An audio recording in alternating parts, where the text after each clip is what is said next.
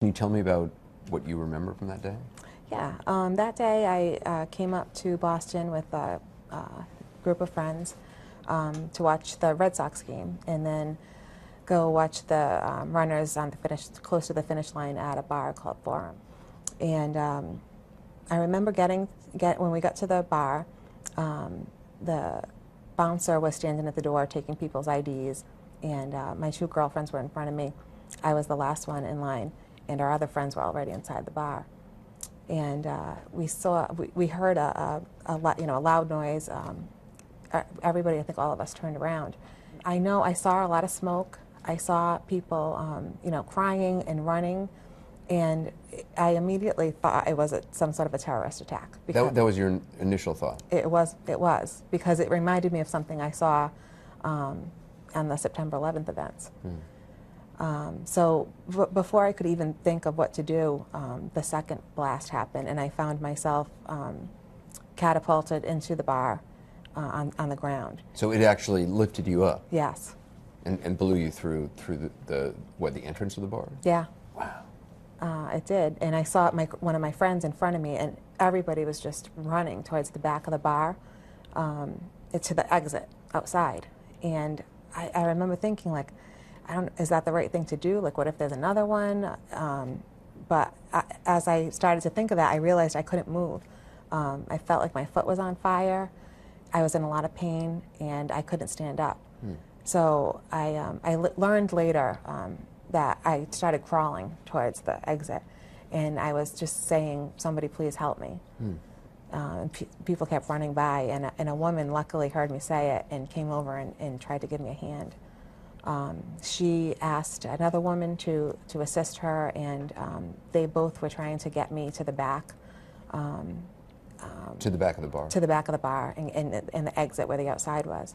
You said it felt like your foot was on fire. Did you check it out? No, I felt like it was on fire, and I thought, if I look at it, I'm not going to keep going. It's going to scare me so much that I'm not going to move. So you didn't even look down? No, I didn't look down until I did look at one point when I was being carried down at the ground, and I saw a trail of blood. What's going through your mind at a time like that? I was just hoping I wasn't going to die.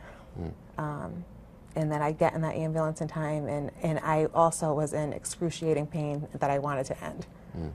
Did anybody do a tourniquet at any point? They did, yeah. They tied a belt around my leg.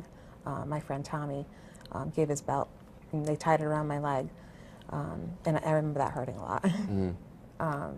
But it's essential to stop the bleeding. Right, yeah. So they put you in the ambulance? They put me in the ambulance. I remember them putting an IV in me and cutting my clothes.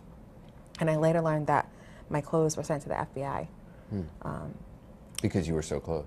Yes. So you get to the hospital. At what point did you learn about your injury? I don't think it was until the next day when I woke up from the anesthesia. What did they say to you when you woke up the next day?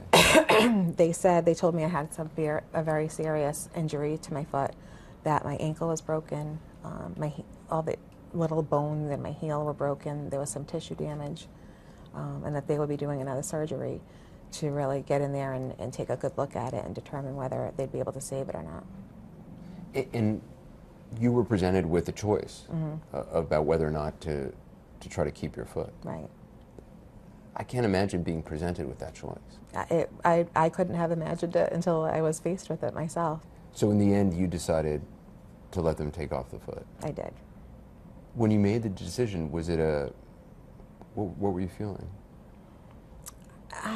To me, there almost wasn't a choice, because the way they described my life being with the option of keeping the foot, I couldn't imagine having a life where I really couldn't do anything for myself.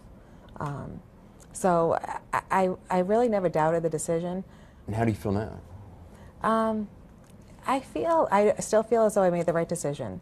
I think the rehabilitation is going to be difficult. I think it's going to be a lot of work. But I made progress every day. So I feel confident that, eventually I'll get there. You got a great attitude. if I didn't, I won't get to where I want to be. Do you think a lot about that day, or do you prefer not to think about it?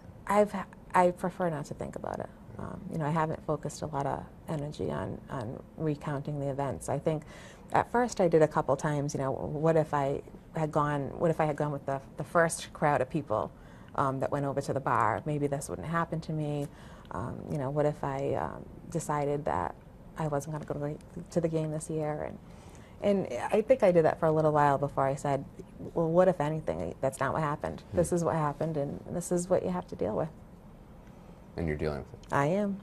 I'm so impressed by the people who rushed in to help people like yourself, who, you know, took off their belts and tied tourniquets. And Yeah, that I think, from this experience, my initial, you know, takeaway has been that people will do things that you would just never expect them to. I mean, the folks who actually got me out there, got me outside and onto the ambulance, didn't know me. They had no obligation to help me. They were really putting their own lives at risk because they didn't know what was going to happen next. Do you think about the people who did this to you? I haven't thought about it yet. I just kind of want to stay focused on rehabilitating myself, and then maybe I'll learn those details later. But that, at this point, that's not important to you? No. Just getting better. Just getting better.